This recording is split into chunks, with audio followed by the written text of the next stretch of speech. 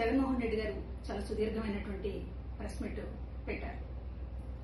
ఎక్కాల్సిన రైలు ఒక జీవితకాలం లేట్ అన్నట్లు అసెంబ్లీ సమావేశాలు అన్నీ అయిపోయిన తర్వాత తీరుబడిగా మాడిపోయిన మసాలా దోశను రాష్ట్ర ప్రజల ముఖాన పడేసినట్లుగా ఆయన చాలా కూలుగా విషయాలు మాట్లాడారు. ఈ విషయాల్ని అసెంబ్లీలో ఎందుకు మాట్లాడలేదు అనేటటువంటి మొట్టమొదటిగా కనీసం సమాధానం కూడా చెప్పకుండా జగన్మోహన్ రెడ్డి గారు దాటేశారు. వందల కోట్ల రూపాయలు ఖర్చు పెట్టి ప్రతిరోజు అసెంబ్లీ సమావేశాలను 16 రోజుల పాటు నిర్వహిస్తే ఒకరోజు కూడా ఆయనతో పాటు ఆయన ఎమ్మెల్యేలు కూడా అసెంబ్లీకి రాకుండా రాష్ట్ర ప్రజల సమస్యల మీద మాట్లాడకుండా తీరుబడిగా 20 రోజుల తర్వాత విలేకరుల సమావేశం అంటూ పెట్టి ఆయన మాట్లాడినటువంటి మాటలు అసందర్భం, అసత్యాలు. అసందర్భంగా ఈ రోజున ఆయన మాట్లాడినటువంటి తీరు చాలా ఆశ్చర్యం కలిగించింది. ఒకటి, ఆయన ఆర్థిక విధ్వంసం గురించి ఏదో మాట్లాడారు. అప్పులు చేస్తున్నారు రాష్ట్ర ప్రభుత్వం అనేటటువంటి దీంతో మాట్లాడుతూ కాగ్ రిపోర్టుని కోట్ చేశారు. అయ్యో జగన్మోహన్ రెడ్డి గారు, కాగ్ రిపోర్టుని మీరు కోట్ చేయాలి అనుకుంటే గతంలో మీ హయాంలో కాగ్ రిపోర్టు ఏం చెప్పింది అనేటటువంటిది కోట్ చేసి ఉంటే బాగుండేది కదా. కాగ్ రిపోర్టు మా ప్రభుత్వానికి చాలా కితాబ్ ఇచ్చింది అని మీరు ఏదైనా చూపించదలుచుకుంటే ఆ స్లైడ్ ఎందుకు వేయలేకపోయారు? కాగ్ రిపోర్ట్ ని ఆధారం చేసుకుని మాట్లాడాలి అని అంటే మన ప్రభుత్వానికి కాగ్ రిపోర్ట్ ఏమన్నా కితాబులు ఇచ్చి ఉంటే అది రిఫర్ చేయాలి. కానీ మీకు మీ హయాంలోనూ మీ అప్పులకు సంబంధించి మీ ఆర్థిక విధ్వంసాన్ని గురించి కాగ్ చెప్పింది కదా, దాన్ని ఎందుకు సైలెంట్ మోడ్ లో పెట్టారు? ఇంకొకటి, ఈ ఆర్థిక విషయాలు మాట్లాడుతూ కేంద్రానికి మేము లేఖ రాస్తాం, కేంద్ర ఆర్థిక శాఖకి చేసిన అప్పుల మీద అని మాట్లాడుతున్నారు. అంటే రాష్ట్రానికి అప్పు పుట్టకుండా చేయడానికి మీరు దేశవ్యాప్తంగా అంతర్జాతీయంగా లేఖలు రాస్తున్నారు. రాష్ట్రానికి అప్పు పుట్టకూడదు అనేది మీ కంకణం కట్టుకుని మీ ప్రయత్నం మీరు చేస్తున్నారు. లేఖలు రాయాలి అనుకుంటే చాలా సమస్యలు ఉన్నాయి. రైతుల గిట్టుబాటు ధరలు మీరే చెప్పారు, గిట్టుబాటు ధర లేదని. గిట్టుబాటు ధర మీద ఏ రోజు కేంద్రానికి ఒక్క లేఖ రాయకుండా ఇవాళ అప్పు పుట్టకుండా చేయడానికి మాత్రం లేఖలు రాస్తానండం రాష్ట్రం మీద మీరు అలా కత్తిగట్టారా జగన్మోహన్ రెడ్డి గారు? ఇంకొకటి, మహిళల వేధింపులపైన చంద్రబాబు గారి చర్యలు తీసుకోవడం లేదు అని మాట్లాడారు. అసలు ఈ మాట మాట్లాడే అర్హత జగన్మోహన్ రెడ్డి గారికి ఉందా? ఒక ఎంపీ న్యూడ్ కాల్స్ తో దేశమంతా రాష్ట్రం పరువు తీసినప్పుడు ఆ ఎంపీ మీద మీరేం చర్యలు తీసుకున్నారు జగన్మోహన్ రెడ్డి గారు? మీ మంత్రులు గంట అరగంట అని చెప్పేటటువంటి ఒక అశ్లీలమైనటువంటి మాటలు మాట్లాడుతున్నప్పుడు మీరేం చర్యలు తీసుకున్నారు? స్వయంగా మీ చెల్లి షర్మిల మీద ఆ వర్ర రవీందర్ రెడ్డి అనేటటువంటి వాడు చాలా జుగుప్సాకరంగా పోస్టులు పెట్టినప్పుడు మీరేం చర్యలు తీసుకున్నారు? పైగా అతను వెనకేసుకొచ్చారే.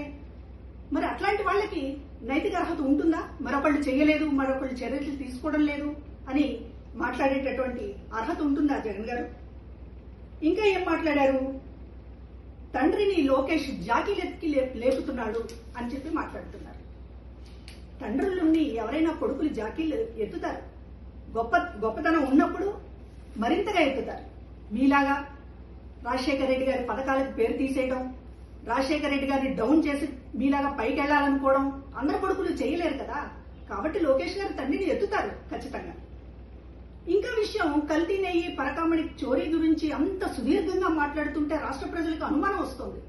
ఎందుకంటే ఇప్పటిదాకా మీ ప్రమేయం ఉందని ఎవరు అనుకోవట్లేదు. సరే, ఏదో జరుగుంటుంది అనేటటువంటి ఉద్దేశంతో ఉన్నప్పటికీ కూడా మీరు పదే పదే అసలు ప్రెస్ మీట్ పెడుతున్నదే దానికోసం అన్నట్లుగా.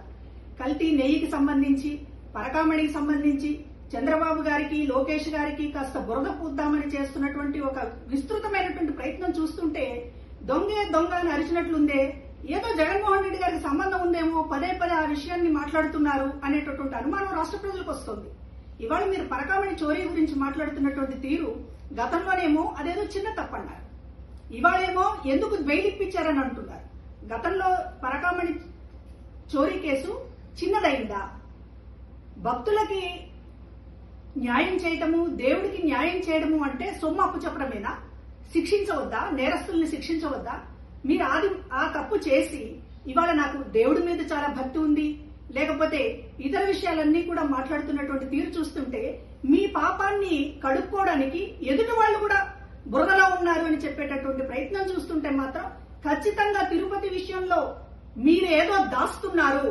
జగన్మోహన్ రెడ్డి గారికి స్వయంగా ప్రమేయం ఉన్నటువంటి విషయాల్ని దాయటానికే పదే పదే ప్రెస్ మీట్ వంకతోటి కల్తీ నెయ్యి గురించి, పరకామణి గురించి మాట్లాడుతున్నారు. రాష్ట్ర సమస్యల మీద కంటే కూడా ఆ విషయాలనే ప్రస్తావిస్తున్నారు అనేటటువంటి అర్థమవుతోంది. ఇక నిరుద్యోగ భృతి, ఆడబిడ్డ నిధి, హామీలు, వీటన్నిటిని నిలదీస్తున్నాం అంటున్నారు. ఎక్కడ నిలదీశారు మీరు? ఏ ఎమ్మెల్యే మాట్లాడాడు అసెంబ్లీలో? చెప్పండి. నిలదీశామంటే ఏంటి? విలేకరుల సమావేశంలో కదలకుండా కుర్చీలో కూర్చుని మాట్లాడడమా? మీకు అధికారం ఇచ్చింది ఎందుకు? అసెంబ్లీలో ఎందుకు నిలదీయలేకపోతున్నారు? మీ కాళ్ళు చేతులు పడిపోయినాయా? ఎందుకు మాట్లాడడం లేదు? మాట్లాడితే ఇంకొక మాట అన్నారు, ఎమ్మెల్యేలు ఆటలాడుతున్నారు అని. అయ్యా, ఎమ్మెల్యేలు ఆటలు మాత్రమే ఆడారు. మేమందరం ఐక్యంగా ఉన్నామని రాష్ట్రానికి భరోసాని ఇవ్వడానికి ఆటలు మాత్రమే ఆడారు. మీలాగా రాష్ట్రంతో ఆడుకోలేదు. 3 రాజధానులు అనేటటువంటి పేరుతో రాష్ట్రంతో ఆడుకోలేదు. కాబట్టి ఇవాళ ఎమ్మెల్యేల ఆటల మీద లేకపోతే మరొక దాని మీద కామెంట్ చేసే ముందు మీరు చేసింది ఏంటి? అసలు మా హయాం అని పదే డబ్బా బాదుకుంటున్నారే. మీ హయాం అంత గొప్పగా ఉంటే ఎందుకు మిమ్మల్ని ఓడించారు? ఎందుకు మిమ్మల్ని 11 సీట్లకు పరిమితం చేశారు? ప్రజల గొంతును మీరు వింటున్నారా? ఎప్పుడైనా వింటున్నారా? చుట్టూ మంది మార్బలన్నేసుకుని సీఎం జగన్ అని అనిపించుకోవడం తప్ప ఒక ప్రజల దగ్గరికి వెళ్లి, ఒక ప్రజల గుంపు దగ్గరికి వెళ్లి ఎందుకు మీరు నాకు ఓట్లు వేయలేదని మీరు ఒక్కరోజున అడిగారా? 2 ఏళ్లలో కనీసం మీ నాయకులను అడిగారా? కనీసం మీ కార్యకర్తలను అడిగారా? అదంతా పోయి మా హయాం ఏదో స్వర్ణయుగం. ఏం స్వర్ణయుగం అండి మీ హయాము? మీ హయాం స్వర్ణయుగం కాదు, ఒక రాక్షస యుగం అనే కదా ప్రజలు తీర్పిచ్చింది. దాన్ని మీరు చెవికెక్కించుకోకుండా పదే విలేకరుల సమావేశంతో మళ్ళీ ఎందుకు మాకు రీల్ చూపిస్తున్నారు? మీ రాక్షస కాండని మళ్ళీ రీల్ చేసి చూపిస్తున్నారు తప్ప మీ హయాం గురించి కనీసం మీరు ఇప్పటికైనా సరే వాస్తవాలు తెలుసుకోండి, సరిదిద్దుకోండి. ఇది నా విన్నపం.